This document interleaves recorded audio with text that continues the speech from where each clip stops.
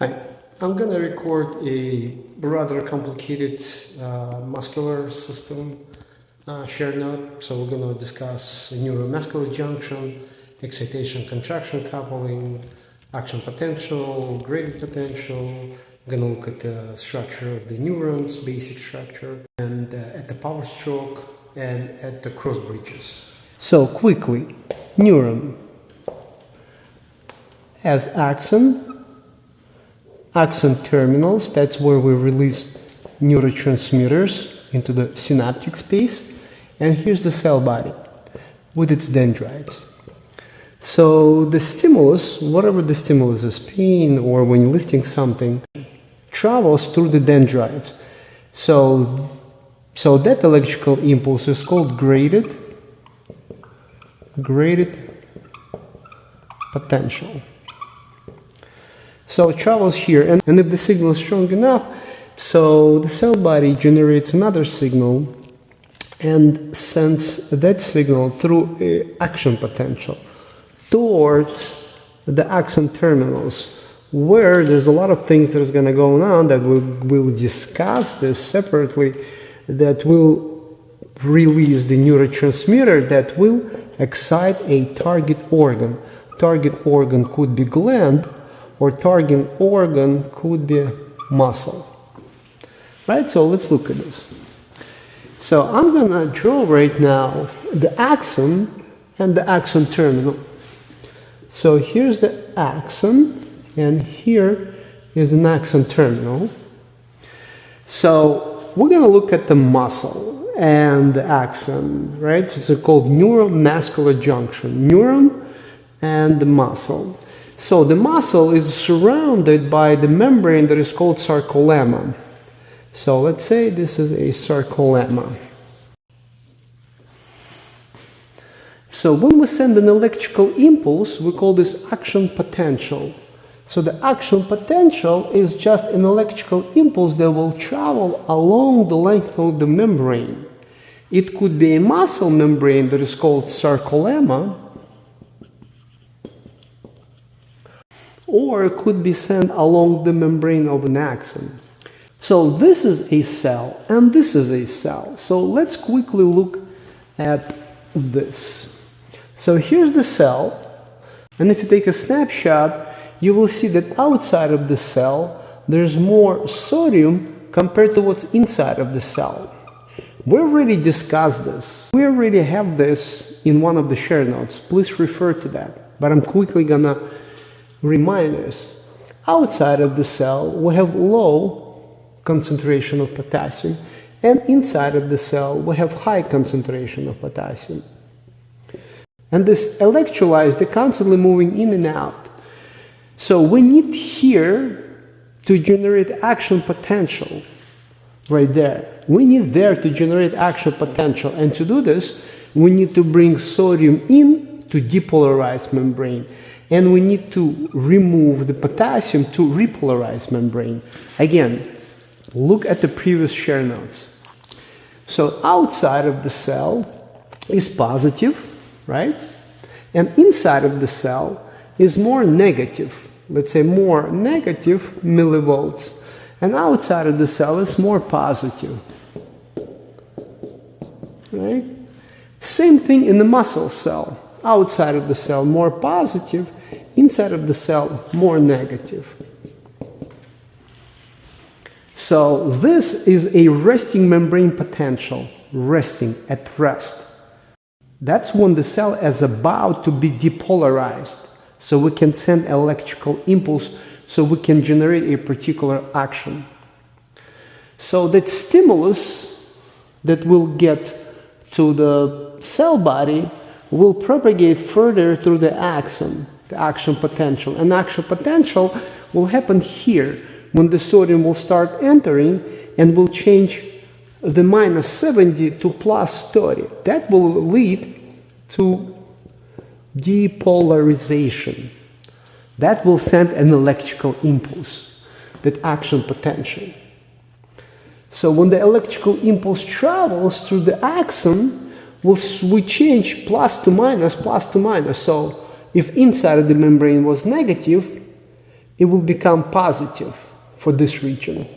Then we proceed to another region, same thing will change positive, it will be negative, here will be positive, here will be negative, on this principle, right? First we go from -70 to +30, we depolarize membrane, and that helps to propagate electrical impulse. And to reestablish the membrane potential, to go back to resting membrane potential, we need to remove potassium, so we come back from +30 to -70, which is the resting membrane potential.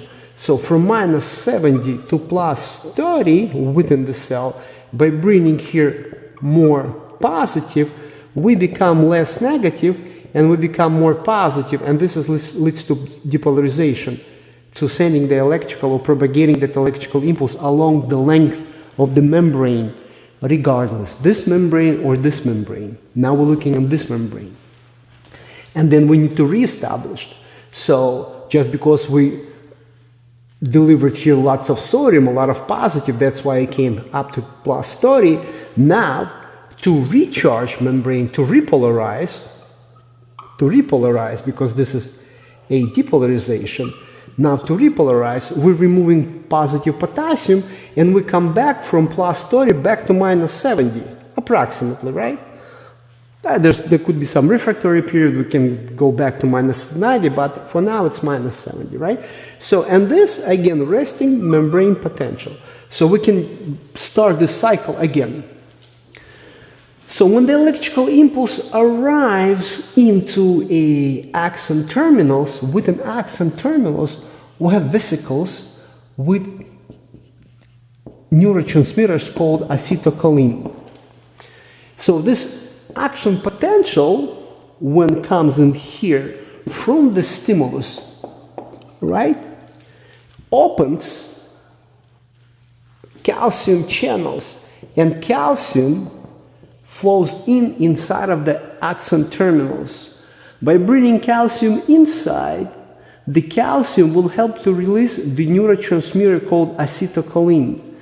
So the vesicle will bind with the membrane, and the acetylcholine will diffuse down to a membrane.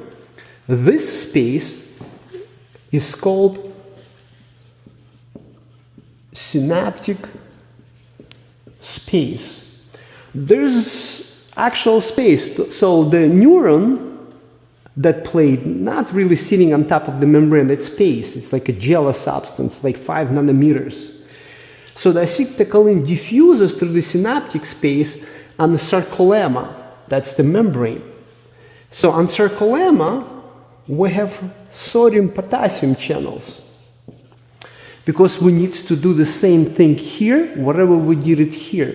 Now we need to propagate electrical impulse down into a muscle cell, so the muscles can contract. This is neuromuscular junction, right?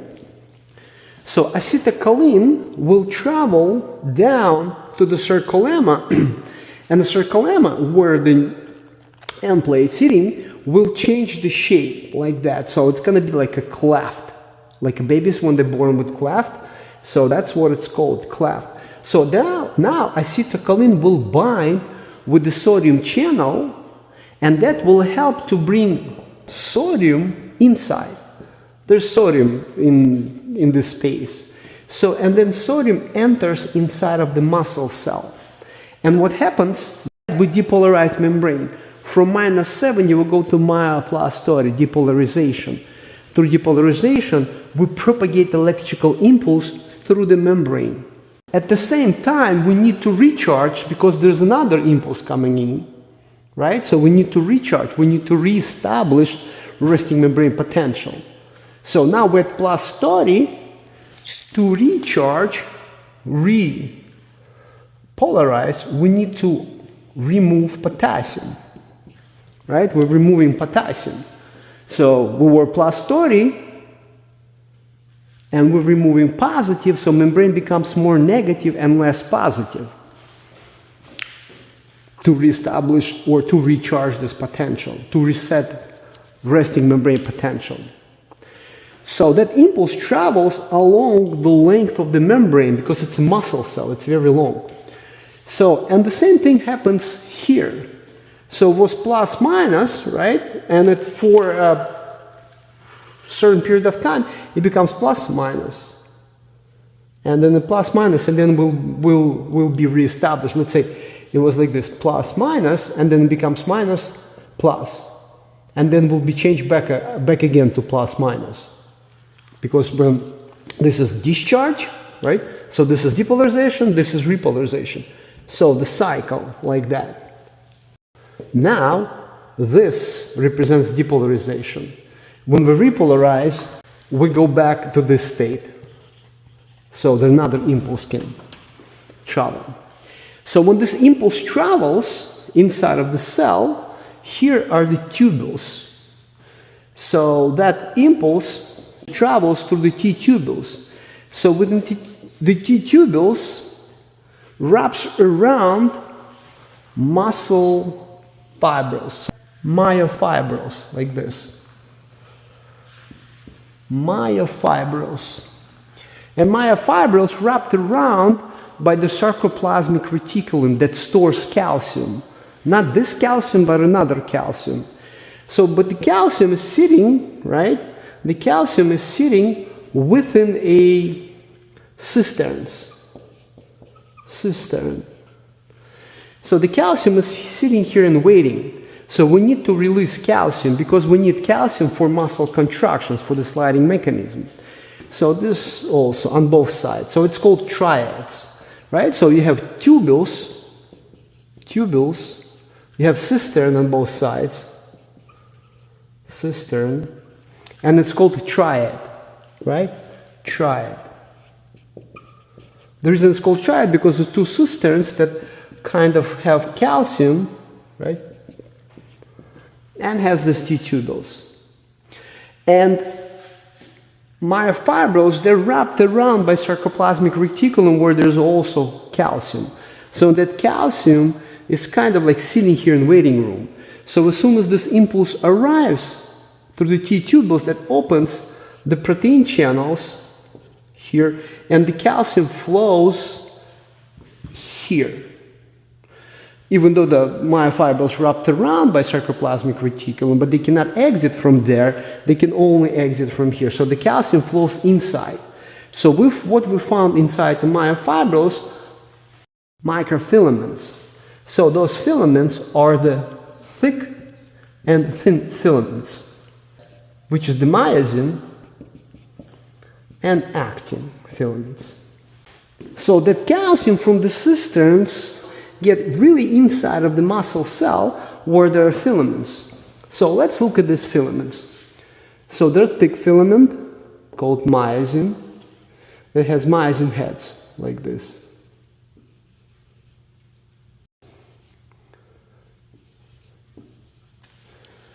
And it has actin filaments. So the actin filament looks like that with its binding side. Like this, so like that.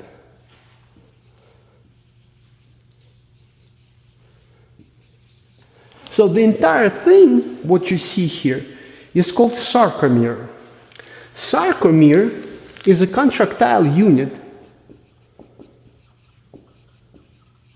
It's a contractile unit of the muscle.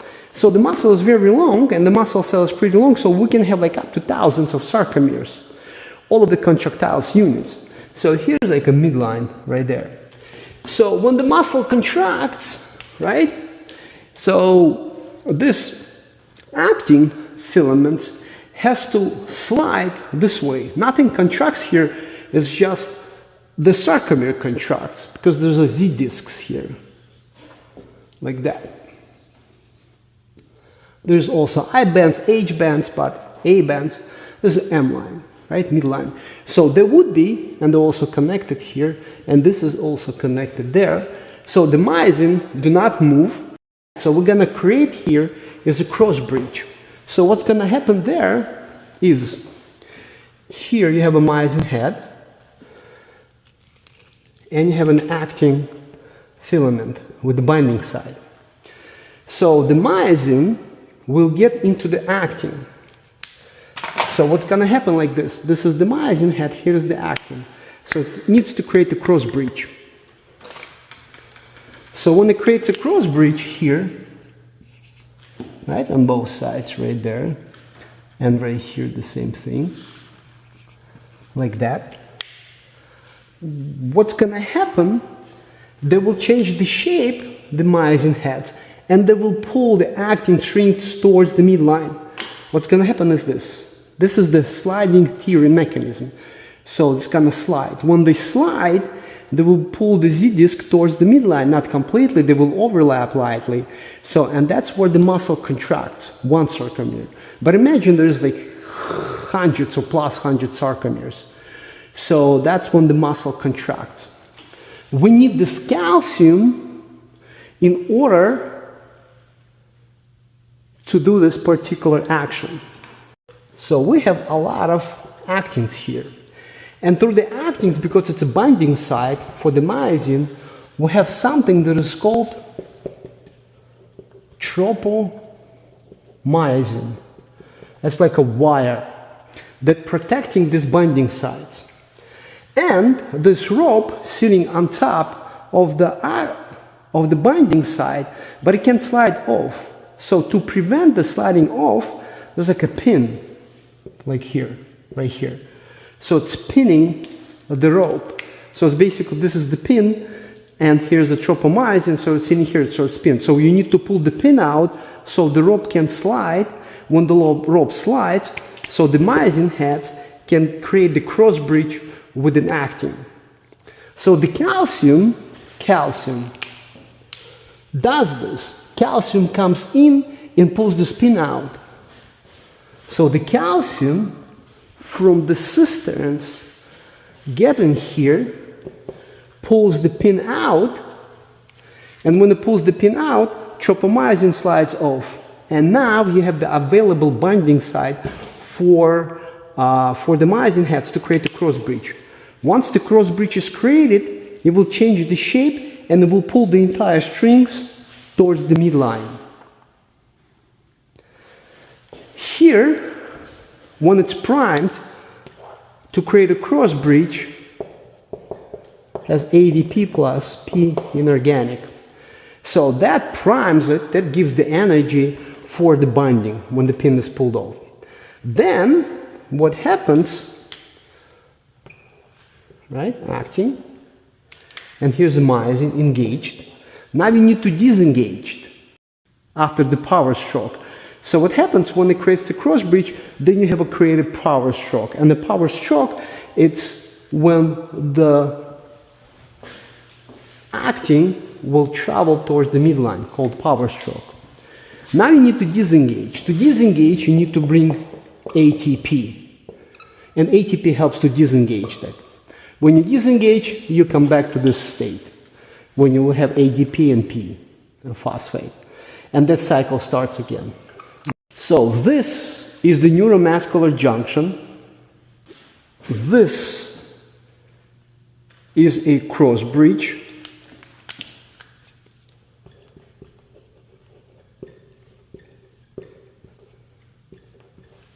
When you pull them, when you pull actin towards the midline, that is called a power stroke.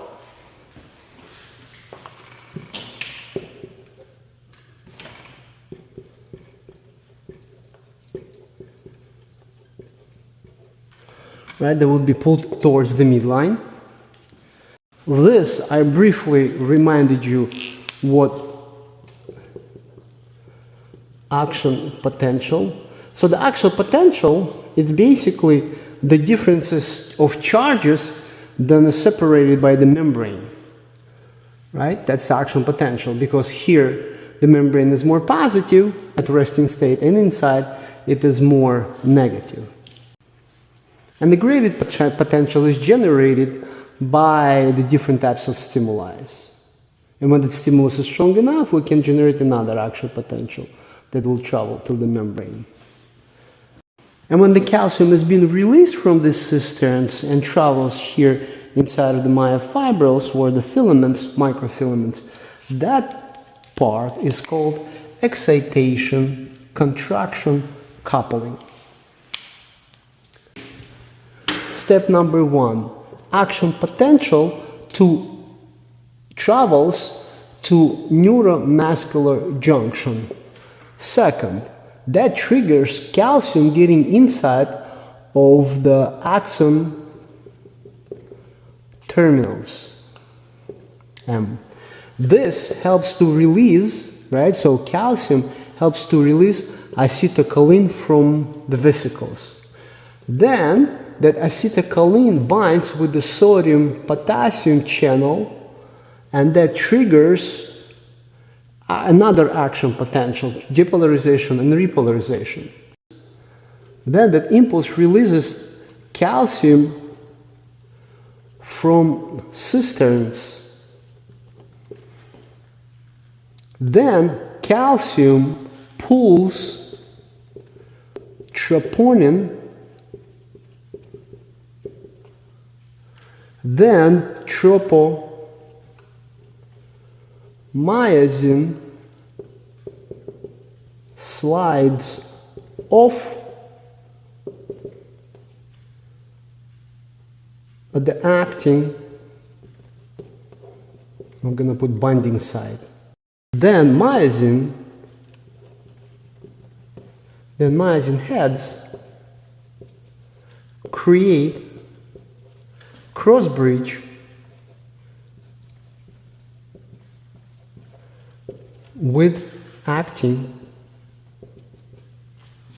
and this leads to a power stroke. Here we can use acetylcholine esterase to remove acetylcholine from this receptor to reestablish this.